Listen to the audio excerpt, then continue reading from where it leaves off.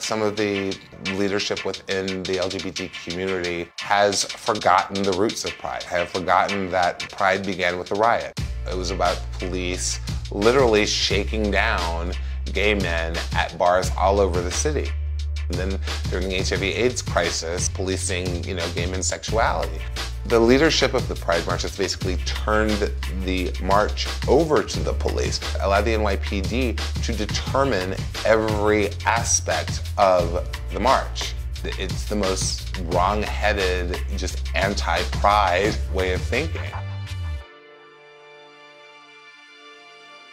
My name is J.W. Walker. I am an organizer for Rise and Resist, Gays Against Guns, but I'm here today to talk about the Reclaim Pride Coalition.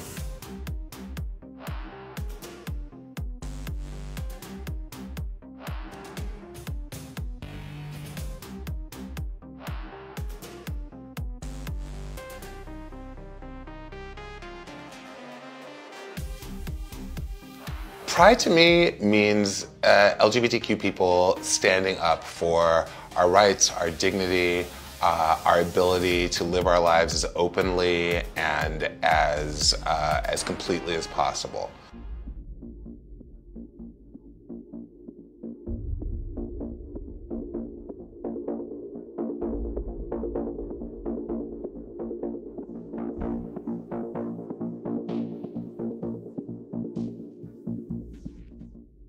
When I first started going to the Pride celebration in the late 80s, early 90s, you could just join into the march from wherever you were standing on the sidelines watching it. It was a real feeling of community then. Everyone that was observing it, everyone that was marching in it, we were all one.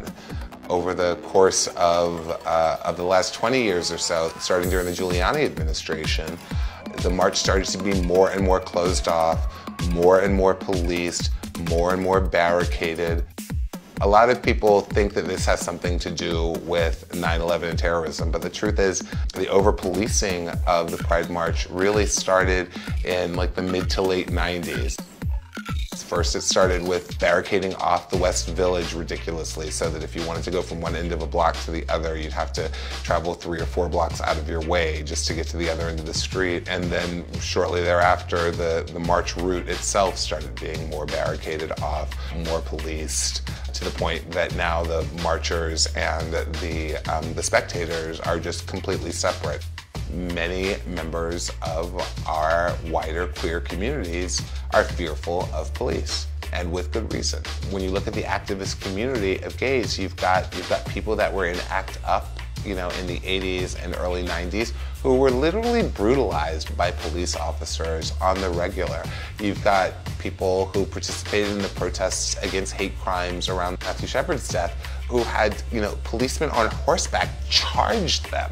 And so this sort of pinkwashing that the NYPD has been trying to do for the last, really in earnest, for the last 10 or 15 years, to the festooning cop cars and corrections vehicles with rainbows to somehow imply that, oh, we're all in this together. Well, I'm sorry, we're not. We have seen a ratcheting up of the policing of young Black, queer, male and female identified people in the West Village. We see in Spanish Harlem, for instance, where there's a growing population of trans Latinx women are being harassed regularly by police officers because they are assumed to be prostitutes solely because they are trans. These attacks on queers of color and trans folks of color have been going on steadily.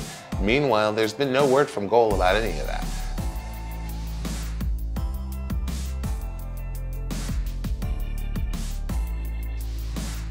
Goal exists essentially to make things better for police officers who are LGBTQ identified. Goal, however, has never done anything to vocally try to protect members of the public from police. So it causes a lot of friction, it causes a lot of problems, especially when we're dealing with the leadership of Heritage of Pride, who runs the Pride March and the various events around town.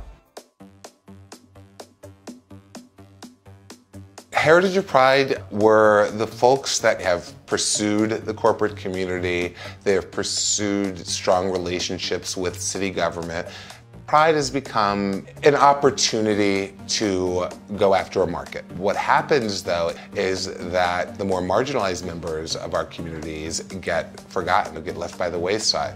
In the beginning, there would be a few politicians who were supportive of LGBTQ rights, and they were often outsiders. Over the course of the last 25 years or so, what we've seen is it being more respectable to be supportive of LGBTQ people, and the way that has affected the different marching contingents, especially the politicians and the corporations, is that they kind of take over, they kind of take ownership of the march itself. And so we've gotten to a situation where corporations were just taking up more and more space at the march, to the point that it really did become more of a parade.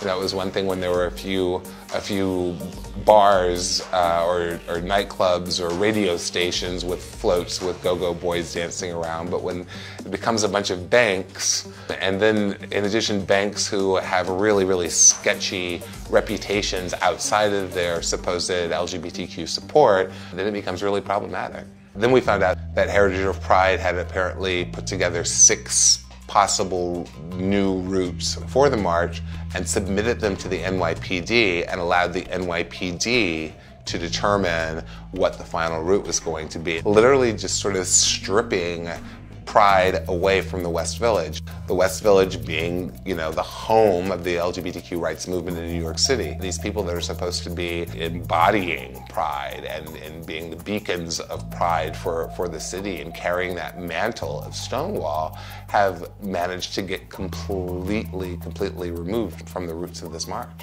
That's when we decided we're going to have to get together a list of demands, and we're going to have to publicly deliver them, and we're going to have to shame them in front of the mayor's office, in front of the public. We're going to have to issue demands to the NYPD, and that's what we did.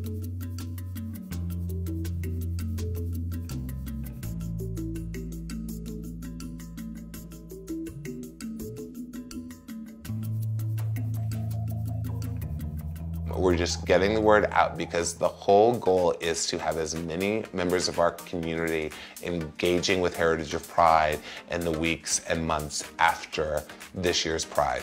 Because next year World Pride is going to be held in New York City to coincide with the 50th anniversary of Stonewall.